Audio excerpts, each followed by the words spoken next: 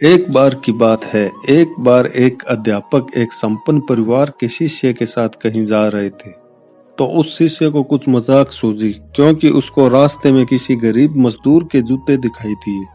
उसने अध्यापक से कहा, गुरुजी, अगर हम इन जूतों को छुपा दें तो कितना मजा आएगा। देखते हैं कि मजदूर पर इसका क्या असर पड़ता है।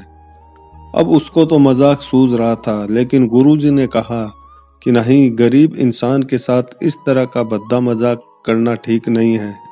उसने कहा, क्यों ना हम इन जूतों में कुछ सिक्के डाल दे और देखेंगे इसका इस गरीब मजदूर पर क्या प्रभाव पड़ता है।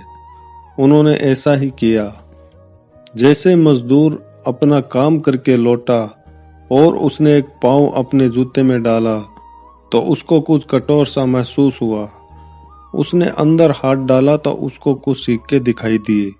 वह थोड़ा आश्चर्य में पड़ गया। आसपास किसी को देखा तो कोई भी दिखाई नहीं दिया। वापस उसने दूसरा पैर अपने जूते में डाला और वापस उसको उसमें कुछ सिक्के दिखाई दिए। अब दोनों जूतों के सिक्कों को उसने अपने हाथों में रखा और भगवान की तरफ इशारा किया, हे भगवान, पता नहीं किस भले आदमी ने यह सिक्के मेरे जूते में छुपाए हैं, लेकिन जिसने भी छुपाए हैं उसको मेरी दुआ है, ताकि इन पैसों से मैं अपने बच्चों और पत्नी के लिए कुछ खाना और दवाइयाँ ला सकूं। और इतना बोलकर वह चला गया। इस बात को शिष्य और अध्यापक दोनों सुन रहे थे। अब अध्यापक ने शिष्य से पूछा कि अब तुम मुझे बताओ कि तुम्हें कैसा महसूस हुआ, तुम्हारी पहली वाली मजाक या मेरा यह तरीका।